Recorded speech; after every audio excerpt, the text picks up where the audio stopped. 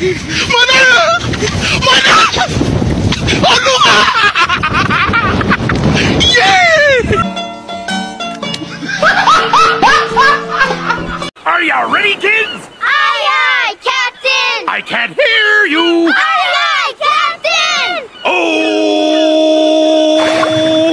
Ready, kids? Aye, aye, Captain! I can't hear you! Aye, aye, Captain! Oh!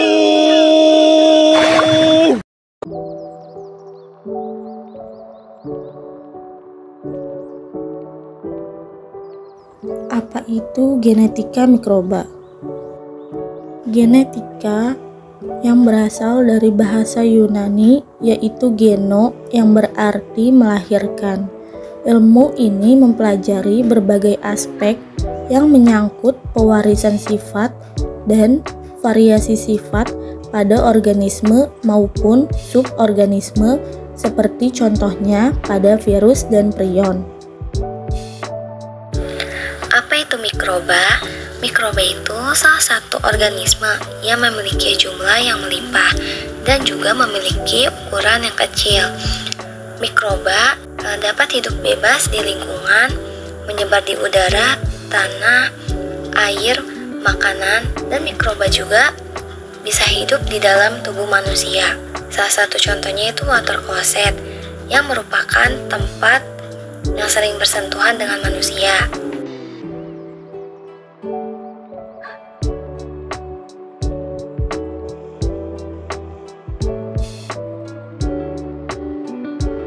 Gen yaitu urutan DNA yang memberikan kode untuk produk spesifik, misalnya RNA atau protein. Nah, sedangkan genom itu keseluruhan gen pada suatu organisme. Kromosom bakteri berupa satu molekul DNA unting ganda sirkuler yang berasosiasi dengan protein tertentu. Ada plasmid adalah molekul DNA yang bulat atau sirkuler. Jumlah kromosom bakteri adalah 1 buah. Apa sih perbedaan antara genetika dan genom? Genetika cenderung mempelajari suatu gen tunggal, sedangkan genom melihat keseluruhan gen yang ada dalam tubuh dan bagaimana gen-gen tersebut berinteraksi sehingga mempengaruhi pertumbuhan dan perkembangan suatu individu. Oleh karena itu, teknologi genom dipercaya dapat memetakan gen pada tubuh ternak secara lebih tepat. Informasi genetik dapat diturunkan dari satu generasi ke generasi berikutnya melalui replikasi DNA. DNA direplikasi sebelum sel membelah, sehingga setiap keturunan sel menerima kromosom identik dari induknya. Informasi genetik yang terkandung dalam DNA juga dapat terjadi melalui proses yaitu melalui pembentukan RNA sebagai cetakan DNA dan melalui proses translasi yang mengubah RNA menjadi protein.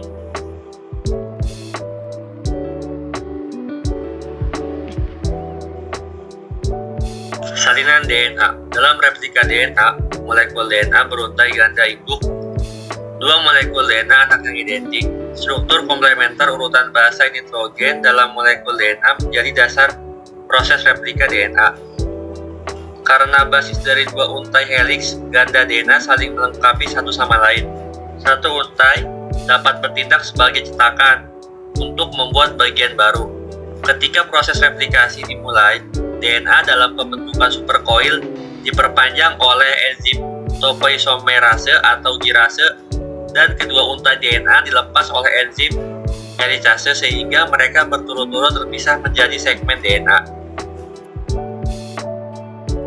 Nukleotida bebas hadir dalam sitoplasma sel yang memetakan kebasan nitrogen dari untai tunggal DNA asli. Ketika basa timin berada dalam untai tunggal DNA asli, hanya basa adenin yang dapat ditambahkan ke untai DNA baru sebagai pelengkap. Ketika basa guanin berada pada untai tunggal DNA asli, hanya basa sitosin yang dapat ditambahkan ke untai DNA baru sebagai pelengkap dan sebaliknya. Arah pertumbuhan replikasi DNA mengikuti arah. Struktur DNA ini mempengaruhi proses replikasi DNA. Polimerase hanya dapat menambahkan nukleotida baru pada ujung. Oleh karena itu, ketika garpu replikasi bergerak di sepanjang DNA induk, untai baru harus tumbuh ke arah yang berbeda. Tahap transkripsi. Selama proses transkripsi, informasi genetik DNA disalin atau ditranskripsi ke dalam urutan basa pelengkap RNA. Sel kemudian menggunakan informasi yang dikodekan dalam RNA tersebut untuk mensintesis protein spesifik melalui proses translasi.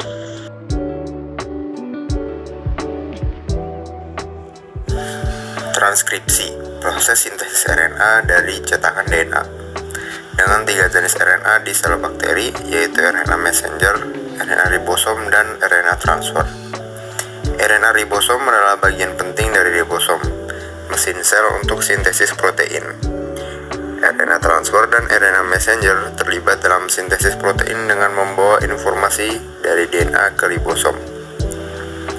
Dalam transkripsi, untai mRNA disintesis menggunakan DNA sebagai cetakan, dengan basa J pada DNA yang menjadi basa C pada mRNA. Basa C menjadi basa G, basa T menjadi basa A, dan basa A menjadi basa urasil pada mRNA. Proses transkripsi membutuhkan enzim RNA polimerase dan nukleotida RNA. Dimulai dengan ikatan RNA polimerase pada promotor DNA dan berlanjut sampai mencapai situs terminator. Kodon terdiri dari 3 nukleotida, menentukan asam amino yang akan ada dalam protein yang disintesis. Terdapat 64 kemungkinan kodon, tetapi hanya ada 20 asam amino. Sehingga beberapa asam amino memiliki beberapa kodon alternatif dalam degenerasi kode. Degenerasi ini memungkinkan perubahan dalam DNA tanpa mempengaruhi protein yang dihasilkan. Dari 64 kodon, 61-nya adalah kodon sense yang ditranslasikan menjadi asam amino, sedangkan 3-nya adalah kodon non-sense yang menandakan akhir sintesis protein. Kodon awal yang memulai sintesis protein adalah AUG, yang juga merupakan kodon untuk metionin. Pada bakteri, kode AUG awal untuk formil metionin. Proses translasi melibatkan pembacaan berurutan kodon mRNA dan perakitan rantai asam amino yang sesuai. Respirasi dan induksi. Dua mekanisme kontrol genetik disebut supresi dan induksi mengatur transkripsi mRNA dan sintesis enzim berikutnya. Mekanisme ini mengontrol pembentukan dan pengaturan enzim di dalam sel, bukan aktivitas enzim. Mekanisme pengaturan yang mencegah ekspresi dan degradasi gen sintesis enzim disebut represi. Penekanan biasanya merupakan respon terhadap kelebihan produk akhir jalur metabolisme yang menyebabkan laju sintesis enzim melambat yang mengarah pada pembentukan produk. Protein yang mediasi represi regulator yang disebut represor menghalangi kemampuan RNA polimer untuk memulai transkripsi gen yang ditekan. Faktor-faktor yang meliputi itu ada faktor abiotik dan faktor biotik.